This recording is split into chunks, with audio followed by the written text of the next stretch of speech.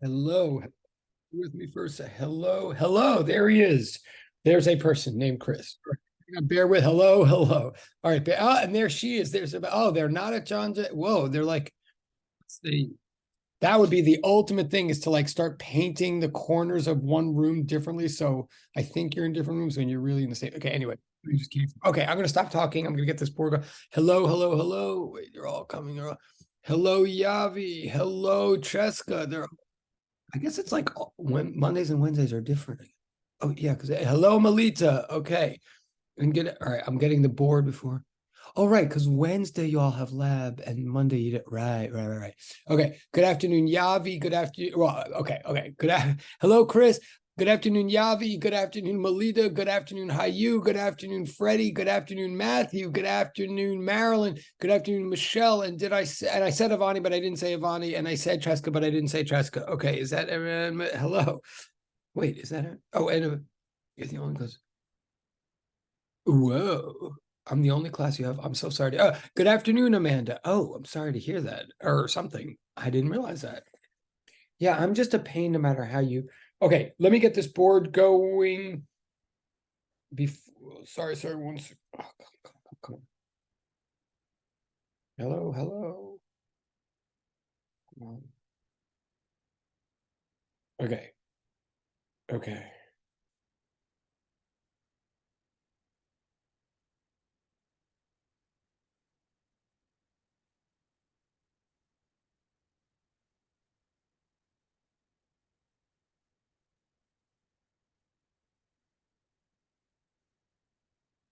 Okay.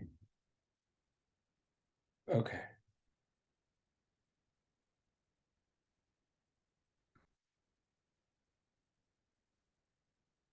Okay.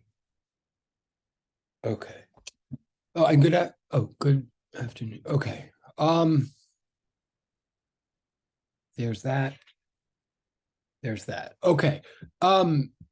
Couple of things. So we're going to just keep doing some physics here for a small surprise. Oh, and there's Amanda. I'm sorry. Hello. Okay, excellent. There's everybody. Hello. She's even smiling. Wait. I, I don't even want to know what that is. Wait, what? Okay. Also, why am I beginning to have some strange feeling that, wait, why did you just, I feel like Amanda and Cheska are like in the same house in two different rooms. No, we're not. Okay. Um, um, um, okay. Um, so the good news and the bad news is obviously most of you have still not gotten your exams back yet, as I predicted or warned you, and you're being very patient. They are coming. I mean, they're coming one by one to in random order. I don't think, and I think mostly they were coming first to the other section, whatever. They're coming. They will just keep coming. We won't talk about them as such until everybody's gotten them back, but you will get them back. So thank you for your patience and please keep being patient. They take a long time, but people are beginning to get them back. And we'll say more about them once everybody has them. And there's already something in the chat. So now I want to, okay, fair enough. Fair enough. I kind of agree. So we're going to keep going, which is the physics right now. Is there something? Yeah, with the physics. Yeah,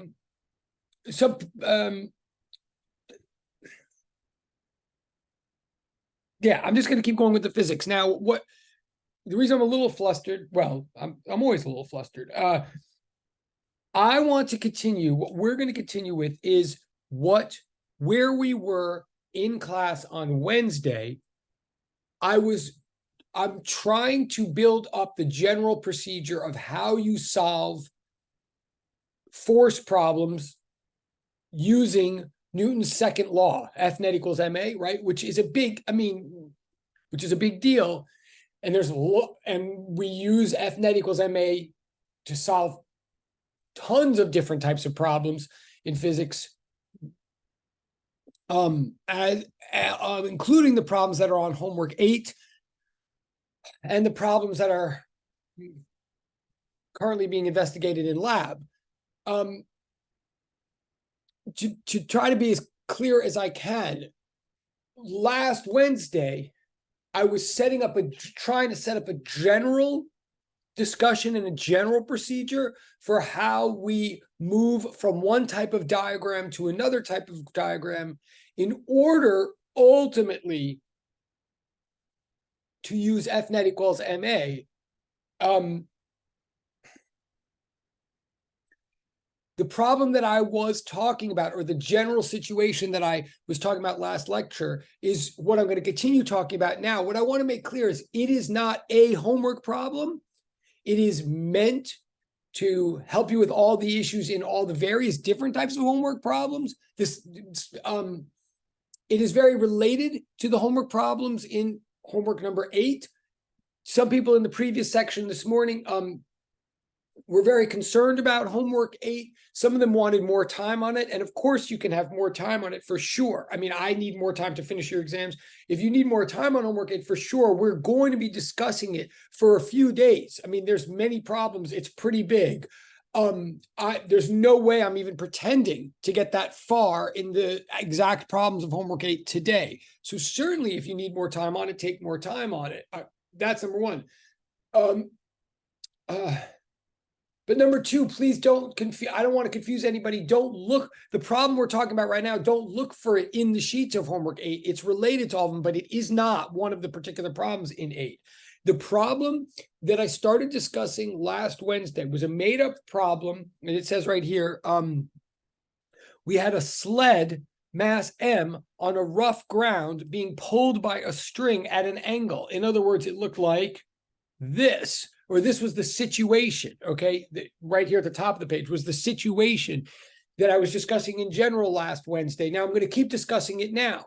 Just to remind you, the purpose of this situation is to show you that most Newton's law problem, most force problems, the ultimate goal of them is to solve for the acceleration of a given mass. The ultimate goal of most force problems is to compute or predict the acceleration, the A, of a given mass M, right?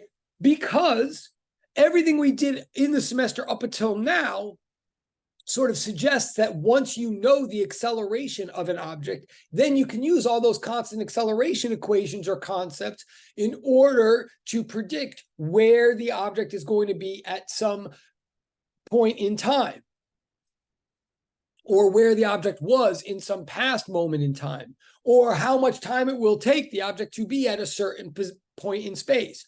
But basically, the whole thing of the first half of the semester is we're trying to show that once you have acceleration, that's the hook that ties together motion in space and time, right? So now what we're trying to do is find that acceleration for a given object. What causes the acceleration for a given object is the sum of all forces acting on the object. So hence FNet equals MA. But here's the thing, right? So hopefully the larger picture is somewhat straightforward. We're trying to add up all the forces on an object in order to predict its acceleration. I mean, that's like our general goal.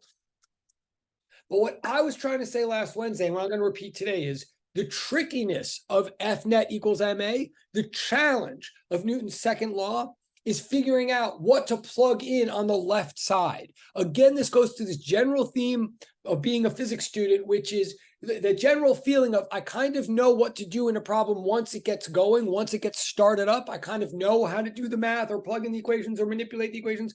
But I, whoever I am, I often don't know how to set up a physics problem. Well, yes, I totally understand that. And FNet equals MA is a classic example, because if you have because FNet equals MA means add up all the F's acting on a given object, divide by M, and you'll have the A, at least for each axis of space. But the challenge is, how do you know what F's, what forces are acting on an object? And the answer is through a series of diagrams. If you follow this procedure of these series of diagrams carefully, the work gets done for you and you'll know what all the forces are acting on an object. So that's what I'm walking you through right now. I mean, just again, because it's like been a weekend or whatever, what I'm what I did last Wednesday, and that's on last Wednesday's video, what I did last Wednesday was first set up the system schema, the first type of diagram. And that system schema enables us to identify all the forces acting on an object. If you do a system schema correctly, you will know all the forces acting on a given object, and you won't be missing any, and you won't accidentally have any false forces acting on an object. You'll know exactly how many there are and what they are, and the goal of the system schema ultimately is the number of lines in your system schema, the number of lines that you end up drawing by following the rules in your system schema, the number of lines is the number of forces that are acting on an object, and then become, so here we are now to pick up where we are now, the whatever number of lines you have in your system schema then become vector arrows in your pure free body diagram. So that's like stage 2 of solving a Newton's law problem. So to remind you of the example that we were doing last Wednesday, our example was you have a given sled on the ground, mass M. It's on a rough ground, and it's being pulled by a string that's at an angle. The string is pulling up and to the right, let's say, and at some angle theta. And our ultimate goal, given those facts, is to compute the horizontal acceleration of this sled along the rough ground, right? This is our ultimate goal. Again, this is a made-up problem. It's not one of the homework problems. It's meant to encompass like all the issues of all the homework problems and the lab problems, etc. So what we did last Wednesday was we drew a system schema of this mass, of this sled, in order to figure out all the forces acting on it. Then we went from there to draw a pure free body diagram of all the forces acting on the sled. We found that there were 4 forces acting on the sled: the weight of the sled pulling down, the normal force from the ground pushing up on the sled, the frictional force from the ground pushing to the left on the sled, and the tension in the string pulling up and to the right on the sled. That's where I believe this is where we left off last Wednesday. These are the 4 forces acting on the sled. And this, what's on the bottom of the page right now, on the screen, is a pure free body diagram. It's like our diagram number 2, number 1 being the system schema. It's a pure free body diagram of the sled. And its purpose now is not just to show us what the forces are. Its purpose is to show us the direction in which the forces are acting and the comparative approximate magnitudes of these forces. In other words, these arrows are now vectors. We didn't get vectors in the system schema. We just got a count. Now we've got vectors. And we're ready to proceed and we're in principle ready to now proceed to the next stage, which would be to divide some of these forces into X and Y components so that we have a picture of only X-axis forces and only Y-axis forces, but no diagonal lines or nothing flying off axis. Our goal is to get that picture, a component free body diagram, so that finally then we can apply F net equals MA one at a time to each axis at a time. Like that's the procedure. That's the general context here. That's the goal. But before I divide these forces and make our third diagram, our component diagram, I want to pause for a second. I want to pause for a second and kind of discuss for a minute each one of these individual forces, because they occur in like problems for the rest of our life. Like they're very common, typical forces that each have their own sort of properties and behaviors. So we're going to pause and I'm going to talk about each one of these forces. There's actually nothing in the chat. That's unusual. Okay. Oh, and hello, Michelle. I didn't even say hello, Michelle. Okay. Hello. Wow. Nice. Okay. Excellent. Totally paying attention. Okay. Okay. So, and again, obviously stop me if there's, oh, that's funny. Okay. Hi, Amanda again. Okay. Yes. Hola, ¿qué tal?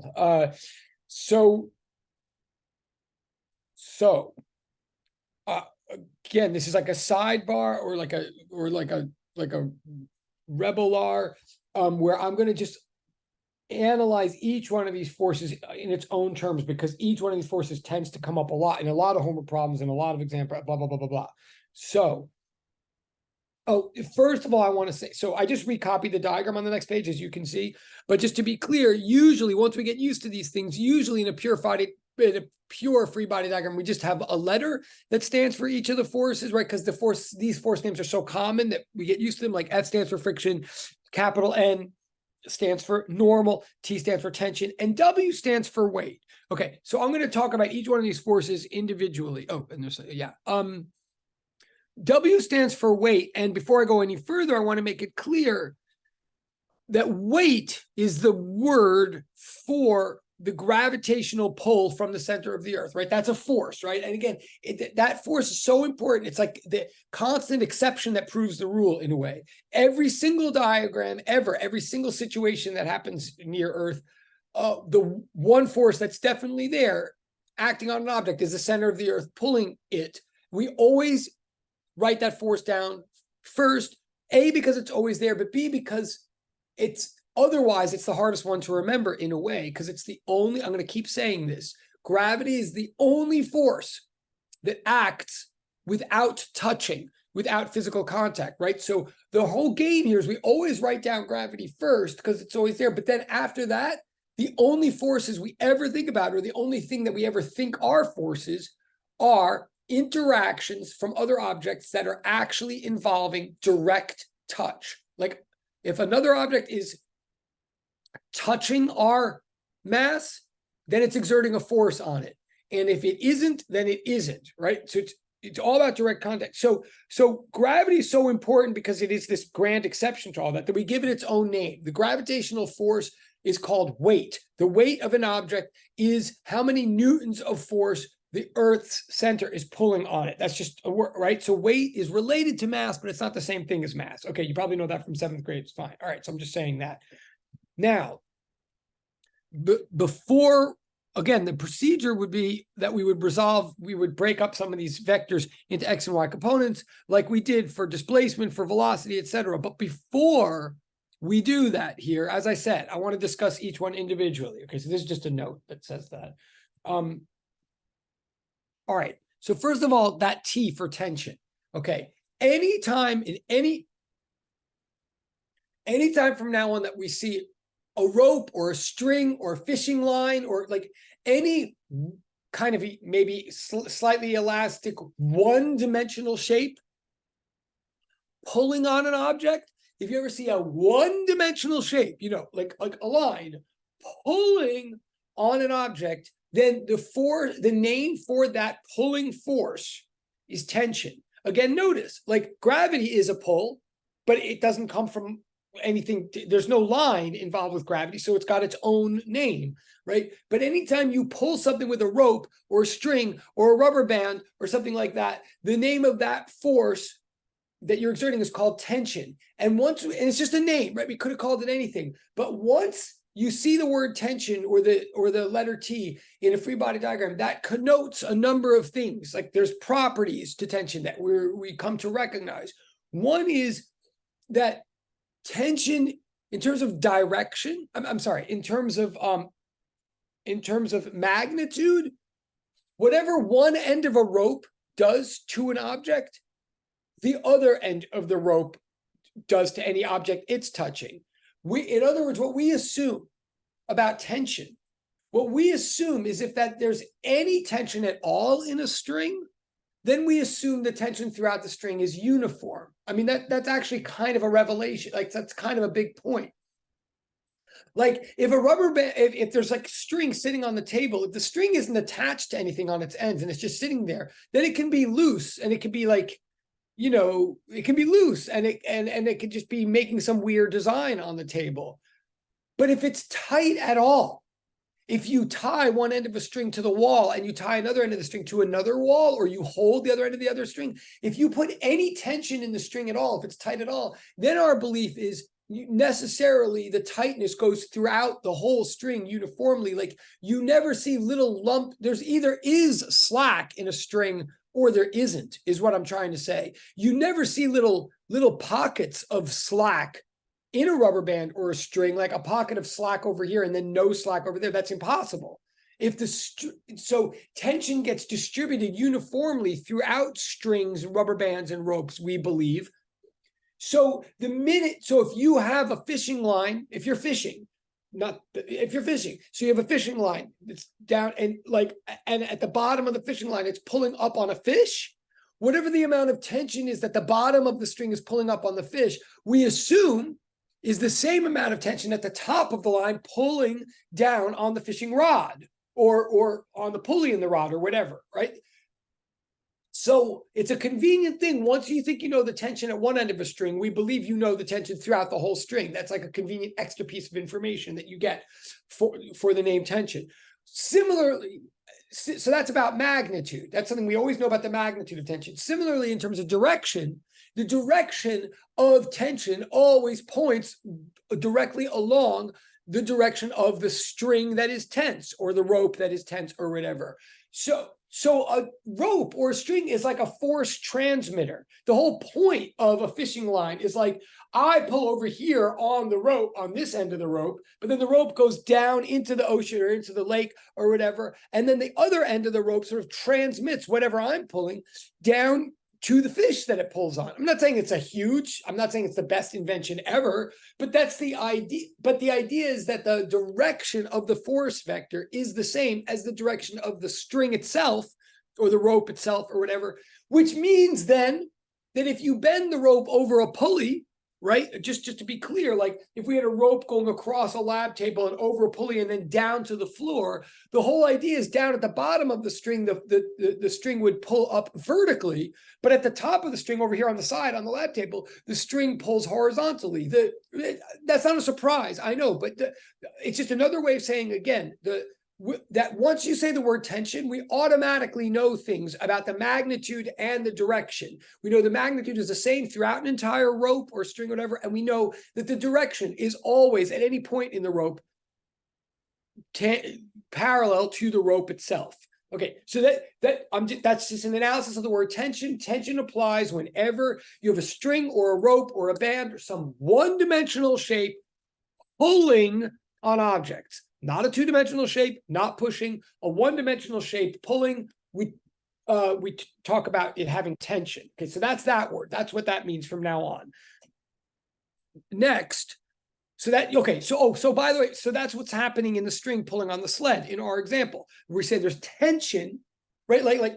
So in the system schema, we just wrote the word string because string was the object interacting with our sled. But now that we get to the free body diagram, now that we know it was a string doing it, now we just write down the name of the force that's being exerted by the string. We no longer care that it's a string. We just say, the string is exerting tension onto the sled. And by the way, notice, because this became a very sort of big deal in the other section, I just want to clarify, our object of focus here is the sled of mass m. It's the sled whose acceleration we're trying to compute. So we are discussing all of the forces acting on the sled. The string is pulling on the sled. One might ask, well, who's pulling on the string? And the answer might be a girl with mittens on, or like whatever, or a boy with gloves on. I mean, there's someone pulling on the string, but I don't care. I don't care because we're focusing on the sled. What is a force on the sled is anything touching directly, literally touching the sled plus gravity, nothing else. Otherwise, we'd go on forever. We would say like, oh, there's a girl pulling the rope, but then be like, who's pulling the girl? Oh, the friction in the girl's sneakers is pulling the girl, and then we put that in, and then like who? And then we have the next thing you know, you have the girl's mother's in the picture and the girl's grandmother's in the picture, and go right. So it's all about just immediate contact. That is what we include in the free body diagram, and nothing else. Plus Earth. Okay. Oh, sorry. Yeah. Remember the sled. Yes. You have around off the hook. Oh, wait. Felix. Oh, I mean, I hope so. Someday soon. Yeah. I mean, yeah. Okay. Yes. I like the Felix reference. Yes. I should open up a portal for any Felix reference made by anybody other than Felix. If Felix got points for every time he referred to Felix, he would have infinite points. Okay. All right. So that's the deal with tension. Now, weight, a little bit more complicated in a way. Weight is the downward force, right, of gravity to the earth. but of course it's in every single diagram. So can we say anything more specific about it? Well, yes, we can. The direction of weight is always down, of course, toward the center of the earth. That's not a surprise. But the magnitude of weight is something we also know in advance. And from here on, once I establish it right now, I'm always going to write it like the magnitude of weight. It's not the same thing as mass, but it's related to mass.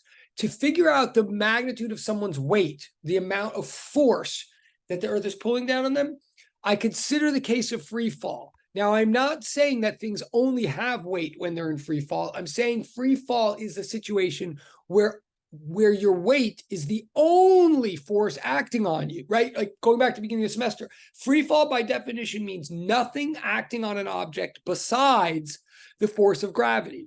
So if we consider the case of free fall where nothing is acting besides gravity, this is the first example I'm doing here. I mean, I know you've done things in lab and stuff like that, but this case of free fall is so nice and clean and simple. It's the first time I'm actually going to use the equation F net equals ma, because F net equals ma means add up all the, so you look at the bottom left corner of the page, F net equals ma means add up all of the forces acting on in each axis on an object, add them all up and you'll get the acceleration of that object.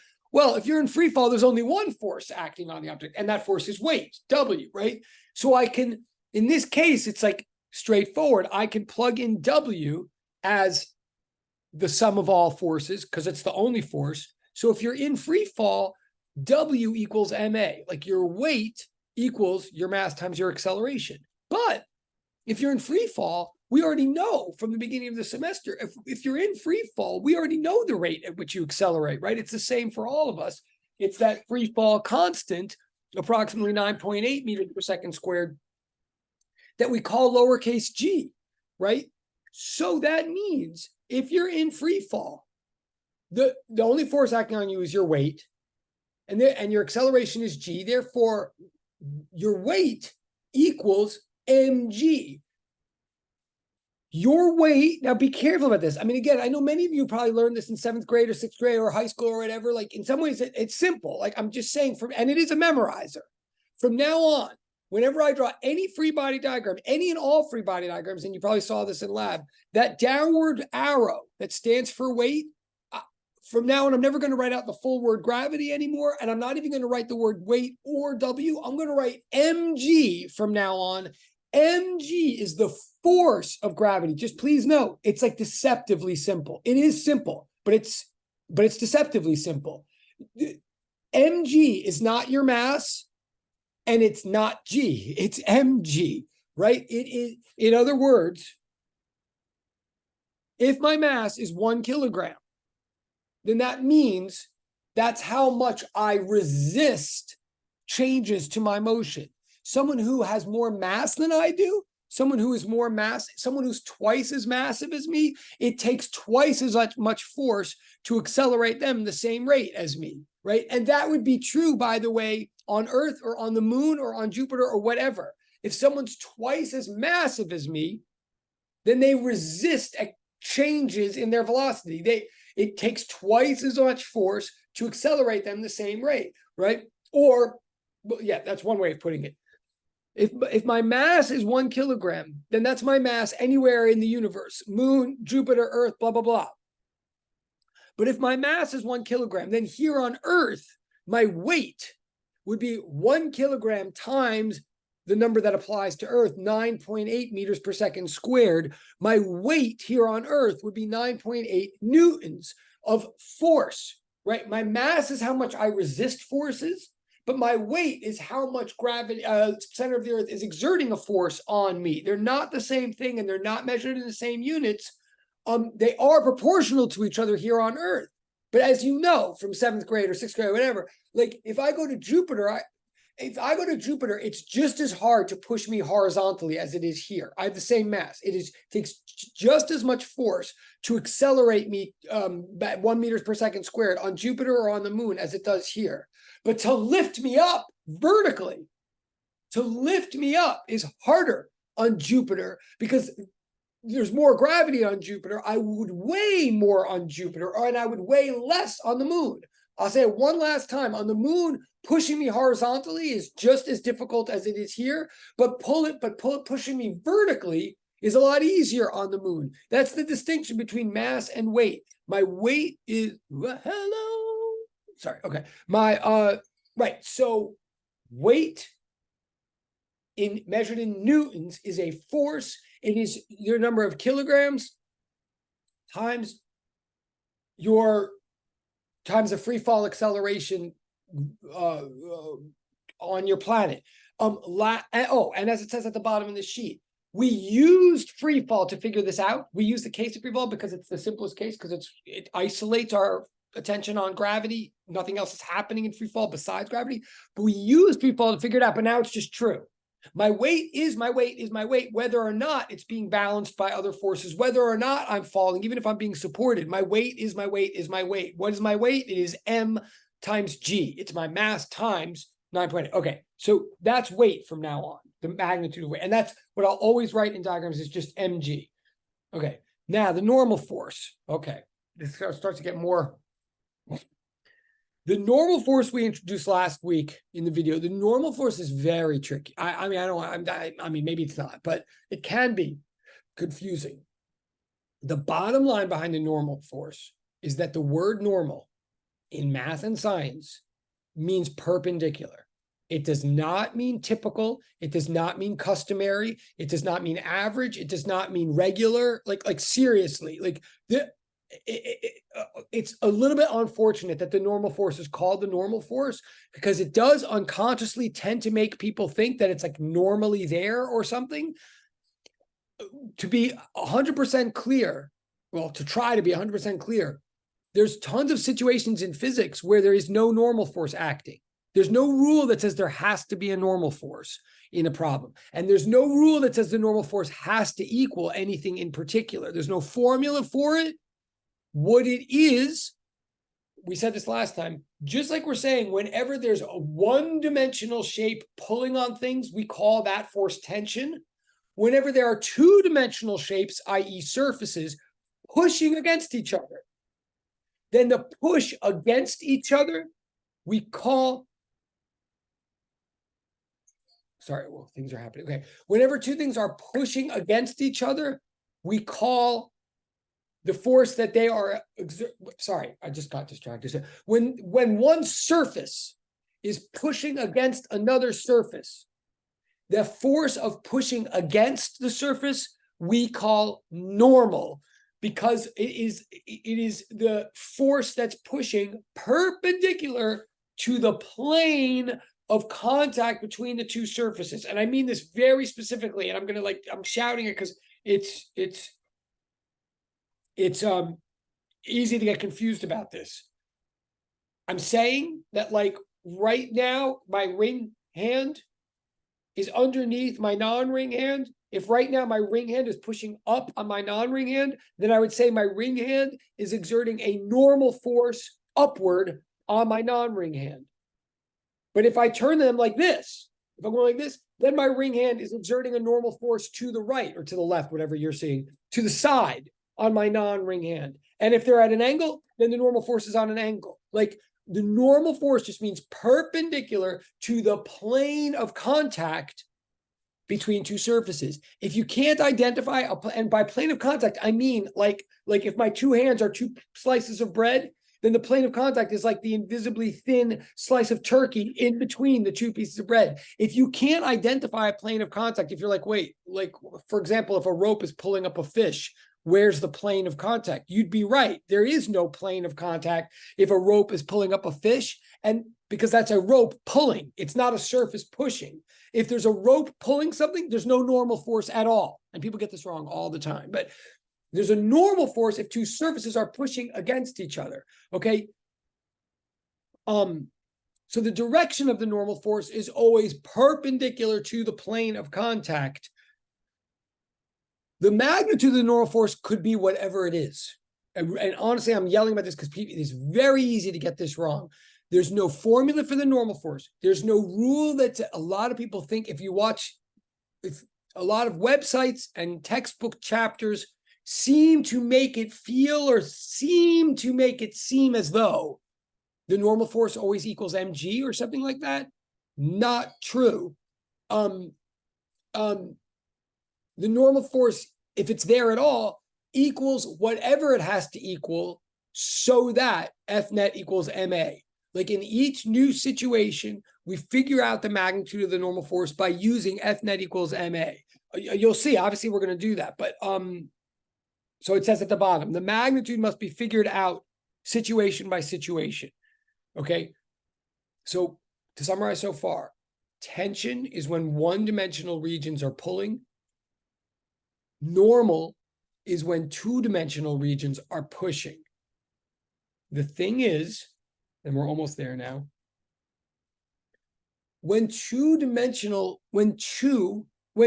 one two-dimensional surface pushes against another surface, if the surfaces are at all rough, then something else happens as well. And this is why we said last week in the system schema, if you ever have two surfaces pushing against each other, and the surfaces are at all realistically rough in texture, then you should draw two lines for that interaction in the system schema. It's one of the exceptions to the one touch, one line rule. In reality, when surfaces are rough, if they push against each other, they also have a difficult time rubbing against or sliding against each other, right? So whenever we have pressure like this with realistic rough surfaces, we tend to also have resistance like this, because if you looked at the surfaces microscopically, there's like lots of nooks and crannies that get caught in one another, like seriously, like molecularly. Even if two things look sort of smooth, if you look at them closely enough, it's like teeth of a comb getting interlocked. So the more the two combs are smushed against each other, and smushed is the technical term, then the more they get locked on a perpendicular axis and have a hard time sliding along each other. So the sliding effect, the force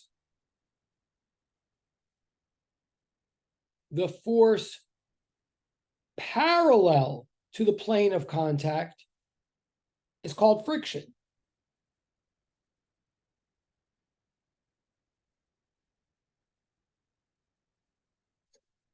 And what I'm trying to say is that there can be situations that don't have the normal force at all. There can be.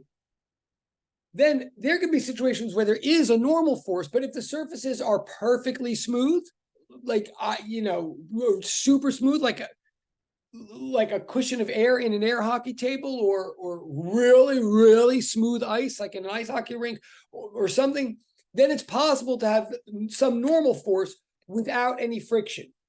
But generally speaking, if you have a normal force, you also have friction. And definitely speaking, you cannot have friction without a normal force. Friction, okay, so friction is like a component of the same phenomenon that gets initiated by the normal force. So the two factors that contribute to frictional force, so if we're talking about magnitude now, if we're analyzing the magnitude of the frictional force, two factors contribute to the magnitude of the frictional force, and they contribute in roughly equal measures. One is the normal force, how hard two things are pressing against each other, and the other is the roughness of the surfaces. The roughness of the surfaces involved is designated or indicated or represented by this lowercase Greek letter mu, which looks like an M and a U combined, right? This Greek letter mu. And mu is the coefficient of friction. I don't know if you can read this, but mu is known as the coefficient of friction. It's like an index of roughness. Mu is usually a number between 0 and 1. I mean, it's like a fraction, a decimal. If mu is 0, that means the surfaces are perfectly smooth, and that means you can push them against each other all they want, but they won't get stuck to each other in the sliding axis. But the higher mu is, and it usually is not higher than 1, the higher mu is, the more sliding resistance you get per each Newton of pressure, of normal force. So, like, for example, glass would have a very low mu, like 0.2 or something, and rubber would have a very high mu, like 0.99 or something like that. Okay. And what mu, and a way to think about mu, the way I think about mu is if you were to make a graph, like here in blue, if you're making a graph of the frictional force measured in newtons per normal force measured in newtons, right? If you look at that equation, F equals mu times the normal, it indicates that it's saying friction for any two given surfaces that have a constant amount of roughness, it's saying friction force is directly proportional to normal force. If you don't have any normal force at all, you don't have any friction at all, like 0,0. As the normal force gets stronger, as you push two things against each other harder and harder, you get more and more friction, apparently in an approximately linear way, which is very nice. Like if you double the normal force in newtons, apparently you double how much friction you get.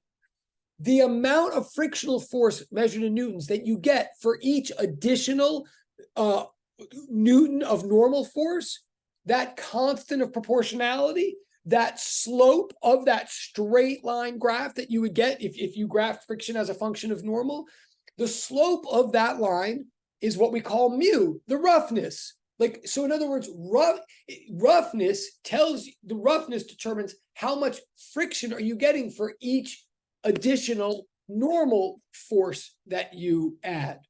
I don't know if that makes any sense. The steeper that line is, in that graph right there, means the rougher the surface is. If the surfaces weren't rough at all, you get a horizontal line. Okay, so in the end of the day, friction is a product of roughness, which is just a pure coefficient. It's just newtons divided by newtons, so the newtons cancel out, just a pure number between 0 and 1. Friction at the end of the day is a product of that roughness coefficient times normal force. But normal force is against one axis and friction's against the other. So that's the discussion of friction. There's more subtleties to it than that, but we'll get into those. I'll say one last thing, that this is all right here about the magnitude of friction.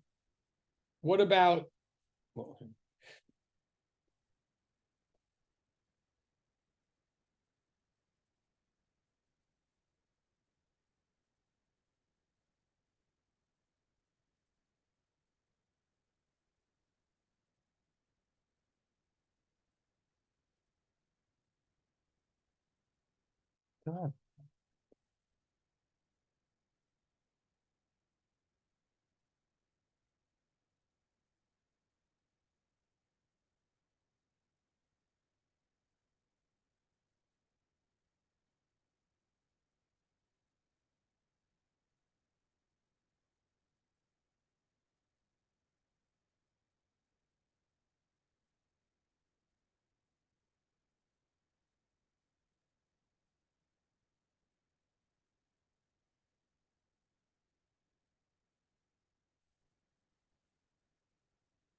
okay, just a quick clarification. So everything I'm saying about mu times the normal is about the magnitude of the force. But what about the direction of the force of friction? What can we say about that? We can say this. So remember, it's all about relativity.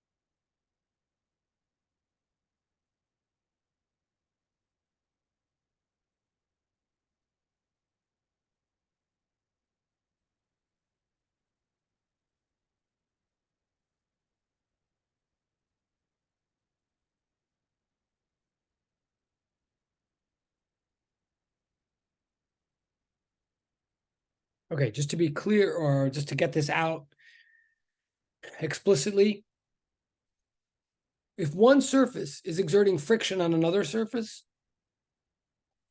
then then the friction is directed so as to oppose the motion or the tendency toward motion of the second surface relative to the first.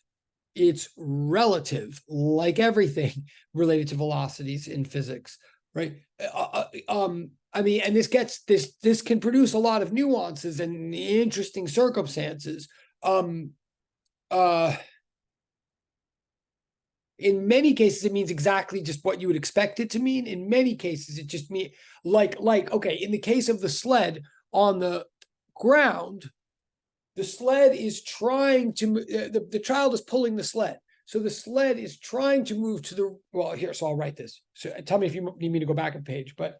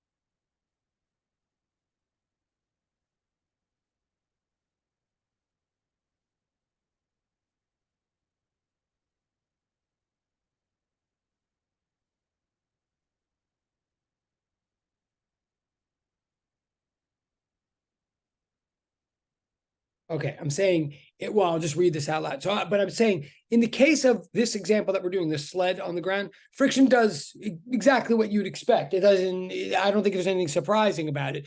The string is trying to move the sled to the right relative to the ground. Therefore, the friction from the ground pushes on the sled to the left relative to the ground. The friction slows the sled down. The friction opposes the sled's motion relative to the ground. But the reason I have to be so clear about, and then I'm going to move on, but the reason I have to sort of say this explicitly, that it's a relative thing, is that that ground could have been a tray being held by a waiter or a waitress, and the sled could have been like a martini glass on a tray or something, right? And in other words, like if you have a glass on a tray, the tray will try to oppose the motion of the glass relative to the tray. But what happens if you start moving the tray? Things get interesting, right? And you can think about it on your own right now if you want, or you can think about it later, or later I'll talk about it. But I'm just saying that all friction can't just oppose motion in the universe. Friction doesn't know what anybody wants to do in the universe or in space. The friction from one surface onto another will oppose the motion of the other relative to the one. If the one is then moving, then interesting things happen. So okay, so that's how friction works. Okay, so we got friction. Okay. So now that we've sort of discussed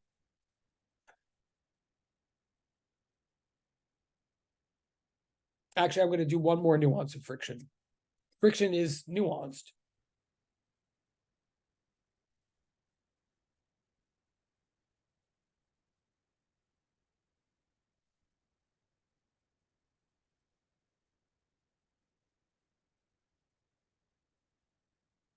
There are actually two types of, well, there's many types, but there's two basic types of friction.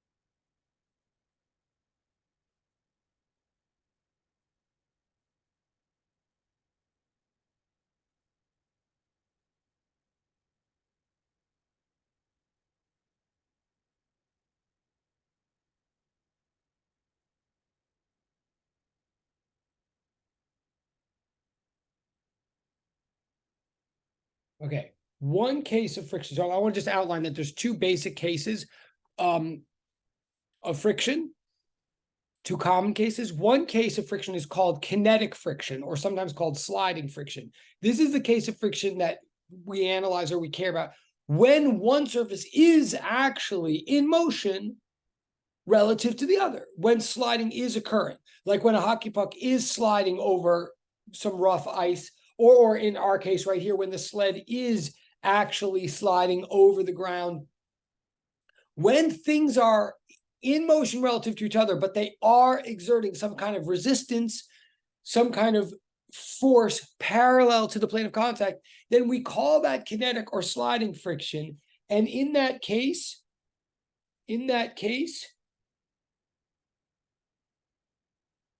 we apply this equation.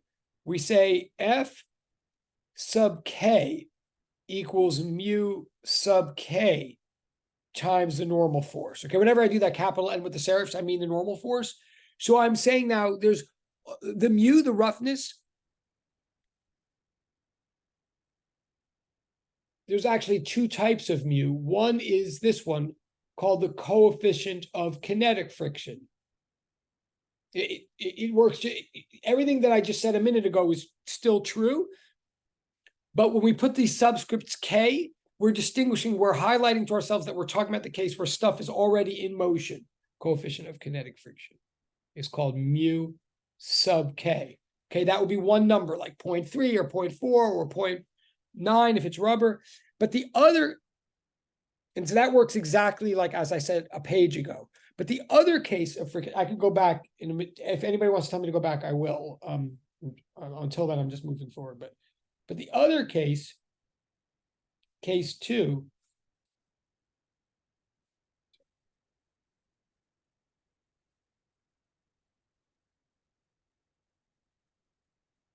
case 2 is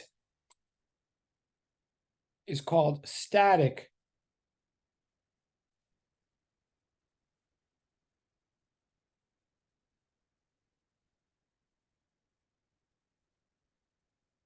This occurs when one surface is stationary or stuck relative to the other.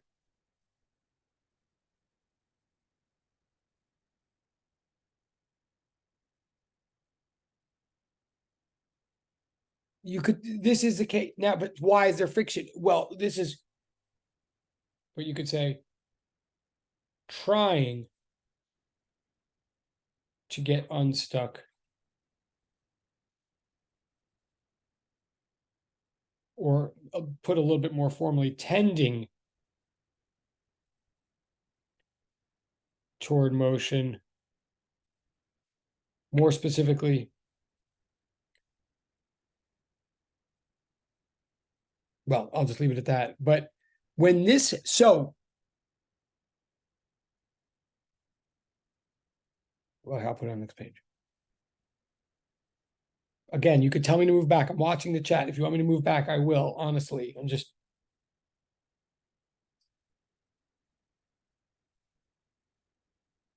Static friction applies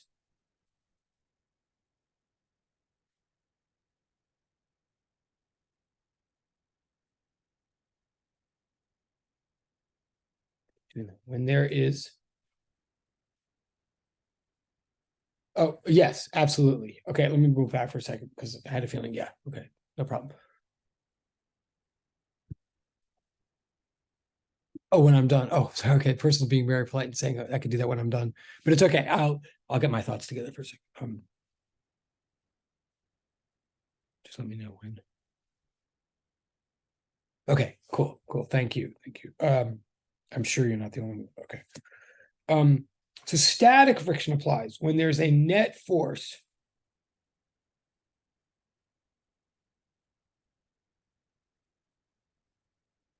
attempting to slide one surface relative to another, one surface along another.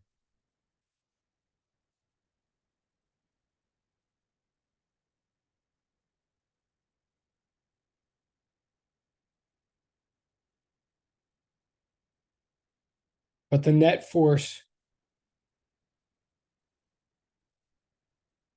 is not sufficiently large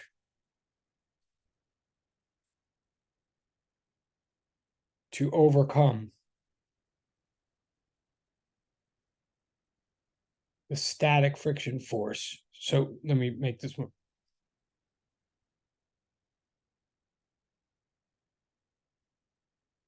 What I mean is this. I'm thinking, okay, what I mean is, can you see this? No, you can't. All right, so there's this calculator like on my hand, right? There's this calculator on my hand.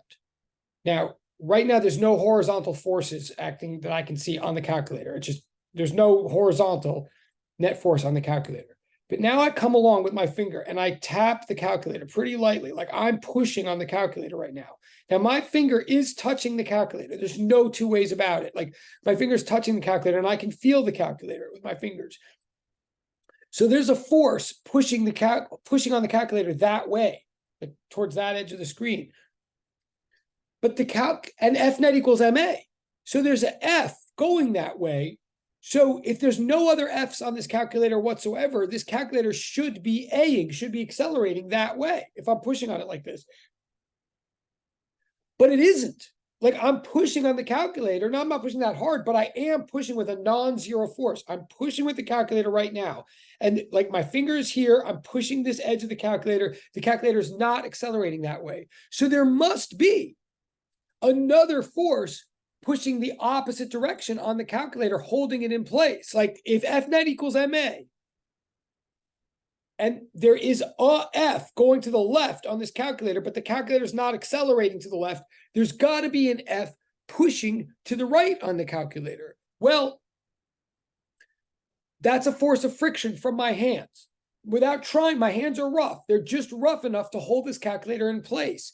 And you know that from experience. Like, in other words, to get anything going, you got to push it somewhat hard to get it going. If you don't push it hard enough, you don't even overcome like the repulsion amongst the electrons on the top layer of the two surfaces involved.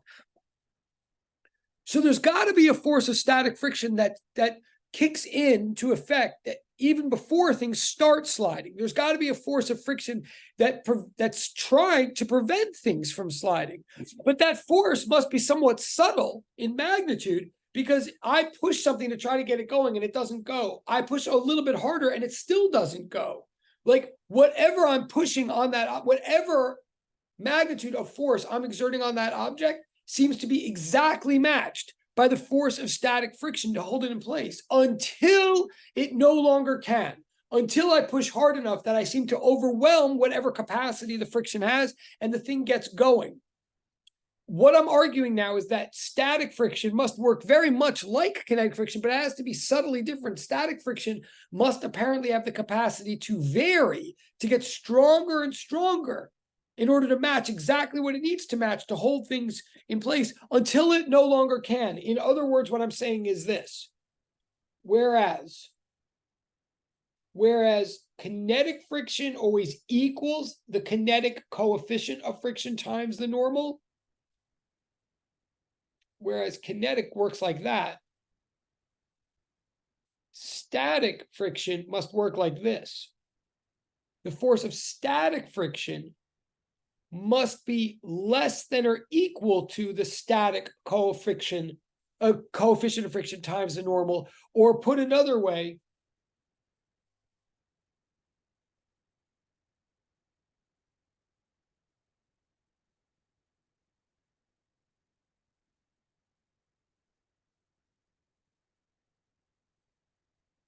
I'm saying, in other words, all surfaces have two distinct coefficients.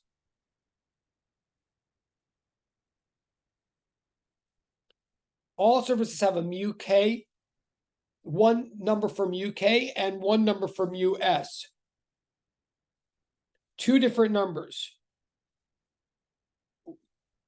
Each of them acts one at a time. They never act, they act one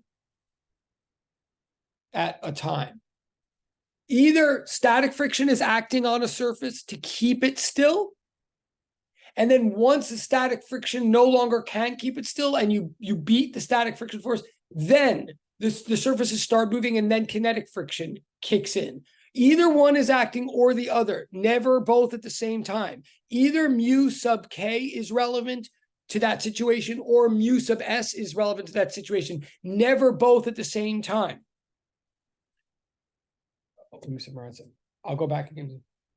In sum,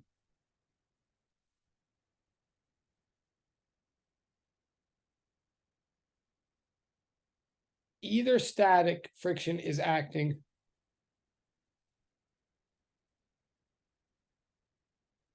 or kinetic friction is acting.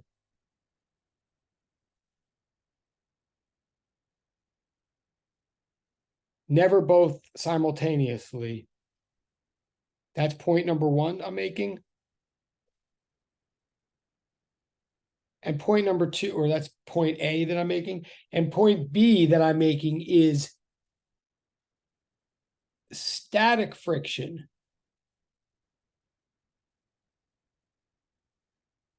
will be exactly as strong as it needs to be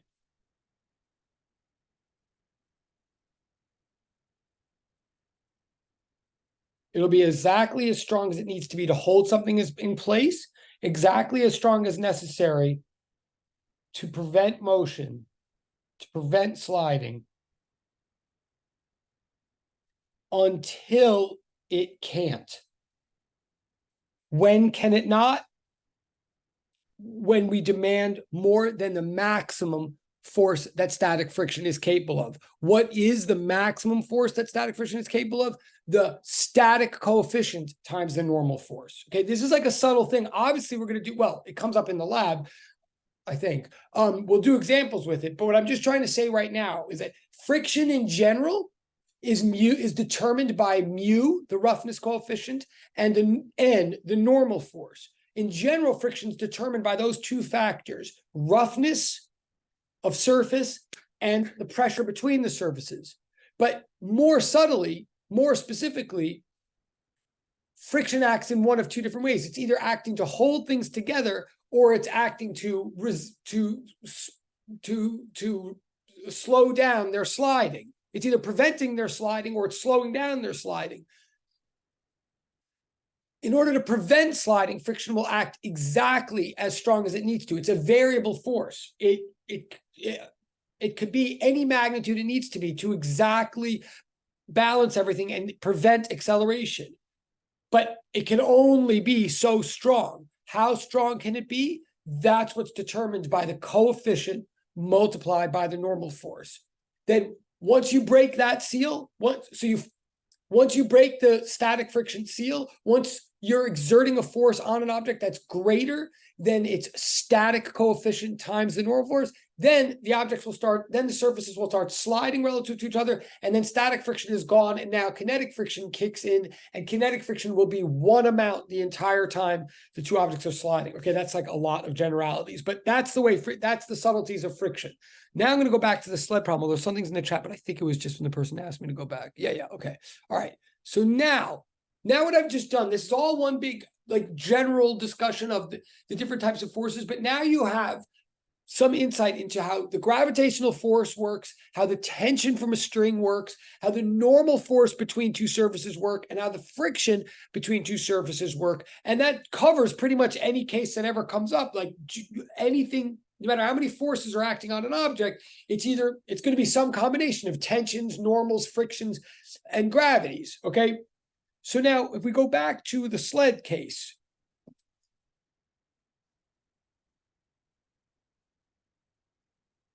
and for whatever it's worth, Wednesday, like I'm just going to finish this sled problem today because I'm just trying to cover all the basics.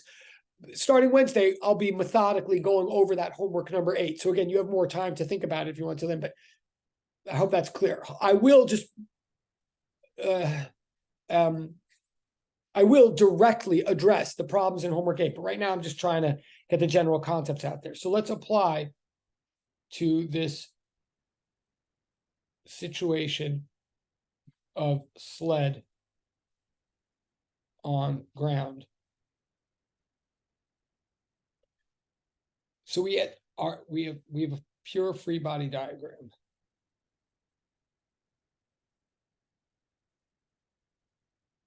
And it looked like this.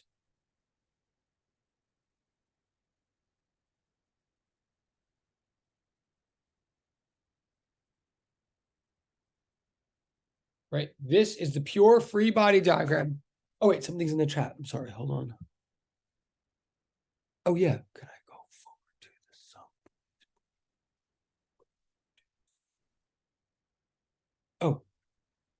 Oh, this? Sorry. Oh, no, it's fine. But is this what you mean? I'm happy to, if it's clear to one person, that's, but wait,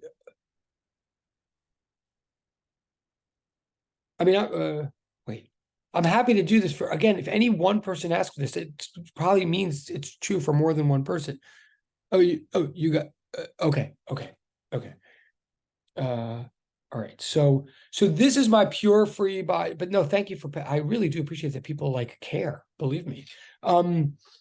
So this is a free body diagram. This is a pure free body diagram of the situation. By pure, I mean, these are the forces as they're actually acting, in the directions they're actually acting. Now, we want, well, here, I'll go to the next page. The goal of this diagram, now we have all the forces and we know what directions they're acting in. So we're almost ready to apply F net equals MA and like divide by M and get the A. But remember, like the goal is to apply F net equals MA in order to solve for A. That's the goal of any of these problems, ultimately. But the problem is, this is a vector equation.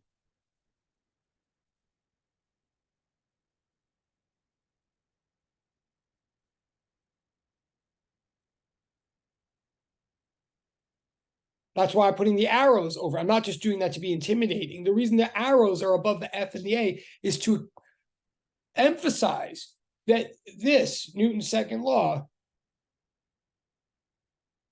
right, this is Newton's second law, is a vector equation, which really means it's really a set of simultaneous but independent equations. It really means the sum of all the x forces equals the mass times the acceleration in the x-axis, and the sum of all the y forces equals the mass times the acceleration in the y-axis. And if there were a z-axis, also true of the z-axis. If this happens, there is no z-axis here, so I'm not worried about that.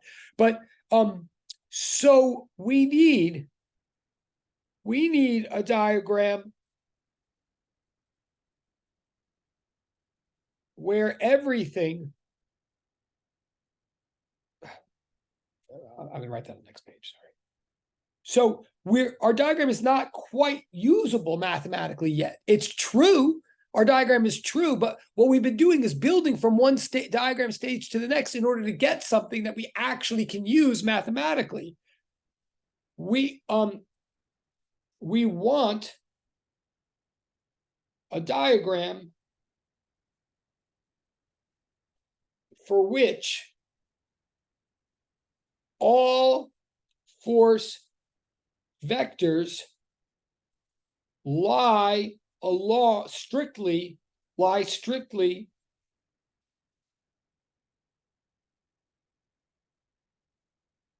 along coordinate axes, i.e. x and y.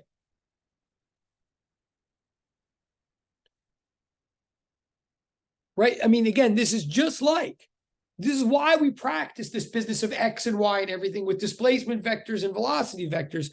The whole point is that every two-dimensional problem is really two one-dimensional problems occurring simultaneously yet independently. So we need to be able to break this thing up into like an X situation and a Y situation. We're almost there, except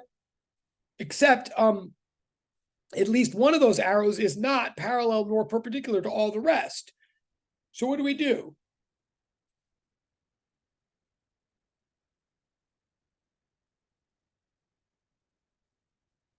This is Galileo.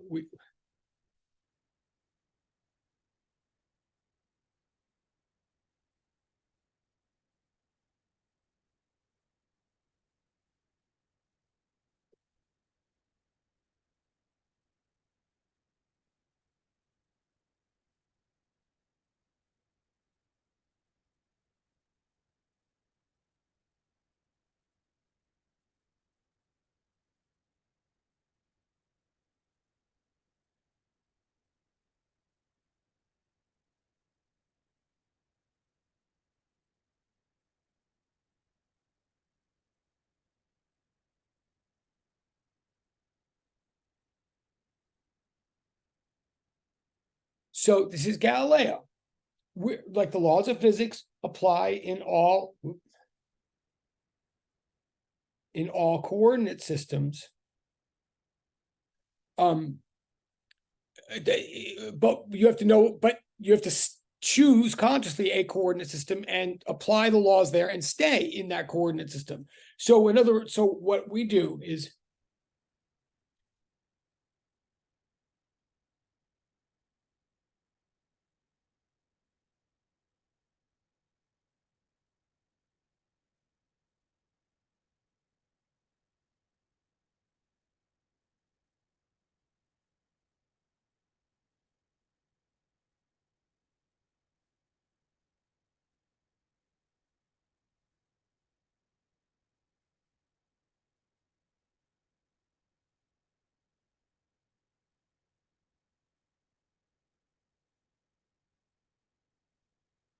so I expect that the sled is accelerating horizontally to the right.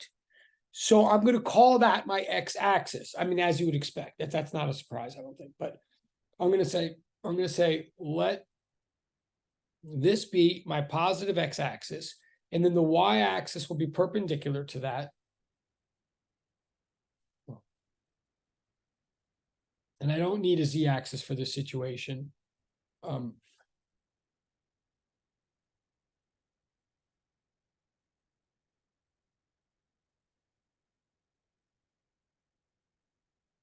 So you choose. So what I'm saying is, as problems get more and more complicated, you choose you assign your x-axis to be. It doesn't always have to be along the ground. It doesn't always have to be horizontal, your x-axis. You choose your x-axis to line up with the expected direction of positive acceleration. Wherever the thing is going to accelerate, you call that your x-axis. And then your y-axis is necessarily perpendicular to that. So in this case, I'm saying the ground is the x-axis, right? And like in gravity and those things are lying along the y-axis. That's my coordinate system, my lens through my perspective, my reference frame through which I'm looking at this situation. Through that lens, through that coordinate system, any force vectors which do not lie parallel to an axis must be broken up, or in other words, what they call resolved, resolved into X and Y components, perpendicular components, just like we did with velocities.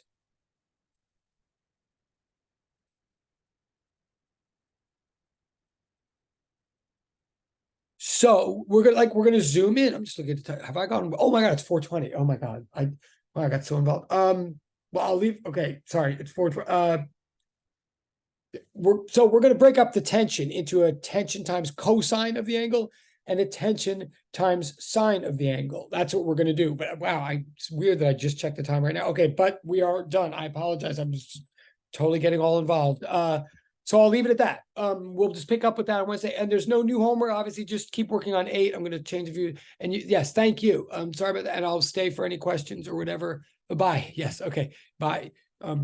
Have a good, but I'm here. I'm turning up. Yes, thank you. Goodbye. I'm not leaving in case there's any questions, but I'm going to turn off the recording.